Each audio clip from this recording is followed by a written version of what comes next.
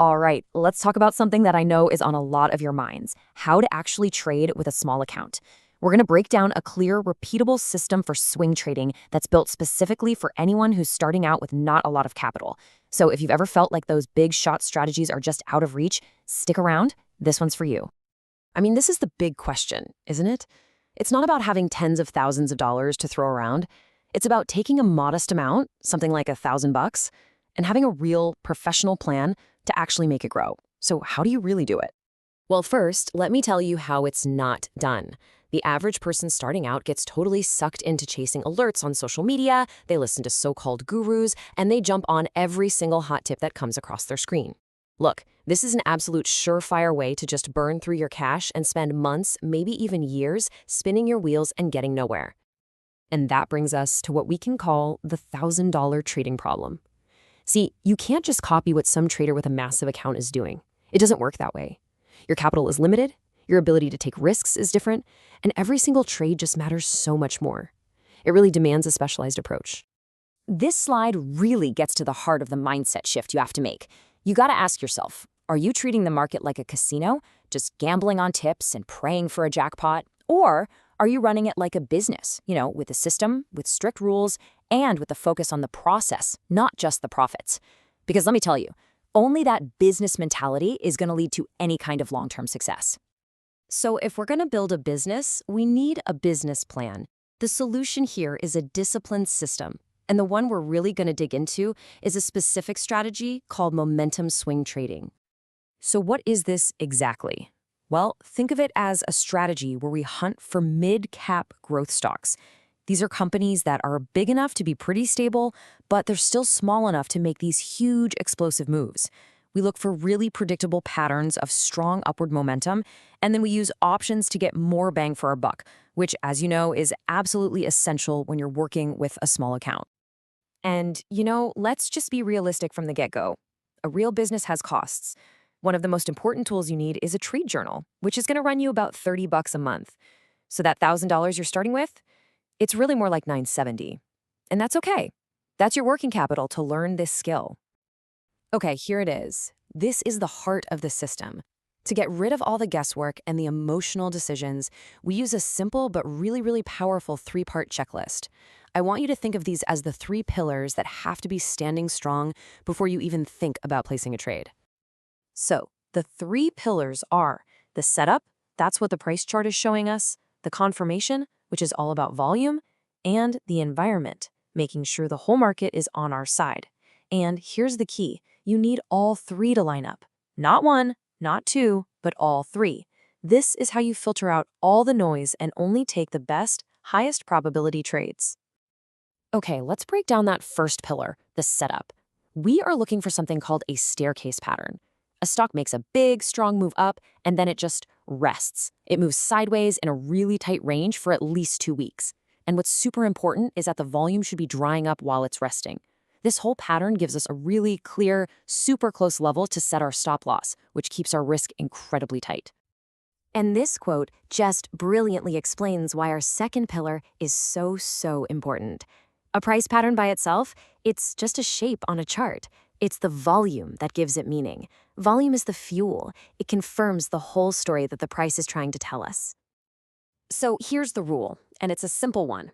When that stock finally breaks out of that staircase pattern, the volume on that day has to spike. Specifically, it needs to be at least 50% higher than its 10-day average.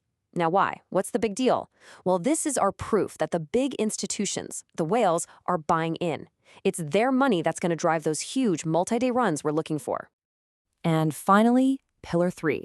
Before we pull the trigger on anything, we take one last look at the big picture. Is the overall market, like the S&P 500, in an uptrend? A really easy way to check is to see if the price is trading above its 8 and 21-day exponential moving averages.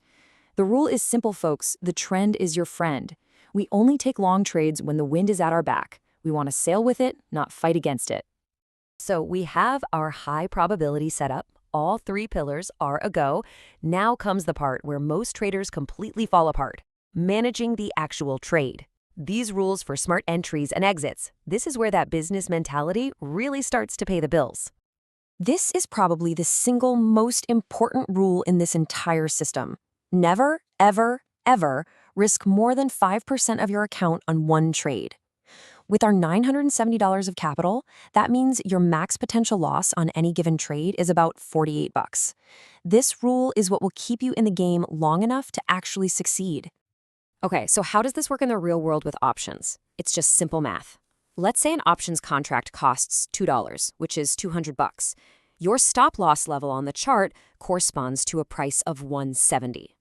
Well, the difference there, 30 cents, is your risk per share. For a 100-share contract, that's a $30 risk. And since 30 is less than our $48 max, this trade fits our rules. We're good to go. Having an exit plan is just as critical as your entry. First off, that stop loss is non-negotiable. The second you enter a trade, you set it. If it gets hit, you're out. No hoping, no praying, no second guessing. Done. For taking profits, we use a 3-tier system. You sell a third of your position once you've made 1.5 times what you risked. Then you sell the next third when you hit 4 times your risk. And that final third? You let that winner run until the trend finally breaks, which is signaled by the price closing below the 8-day moving average.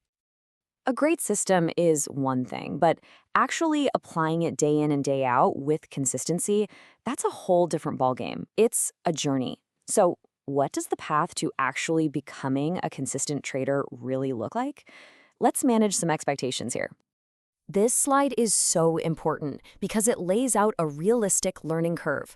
For the first couple of months, your job is not to make money. I'm going to say that again. Your job is to learn the system and build good habits. You should expect to lose a little. Then, by months 3 and 4, you can start to build some consistency. And only after about 6 months of steady, documented profits should you even think about scaling up. This is a skill you develop over time, not overnight. This is about shifting your entire focus. You're not trying to flip $1,000 into $1 million in a week. You are investing that $1,000 to acquire a skill that once you learn it can compound your capital for the rest of your life. This quote pretty much says it all, doesn't it? Every time you break your rules, every time you chase some hot tip, you are being impatient. You're literally just giving your money to the traders who followed their system, who waited for their setup, and who acted with discipline. This entire system we've just gone over is designed to put you on the patient side of that transfer. And that's really what it all comes down to. In the end, your success isn't going to be determined by some secret indicator or one lucky trade. It's going to be determined by your mindset. So the question I want to leave you with is this. Will you focus on the process, or will you just keep chasing the profits? The choice is yours.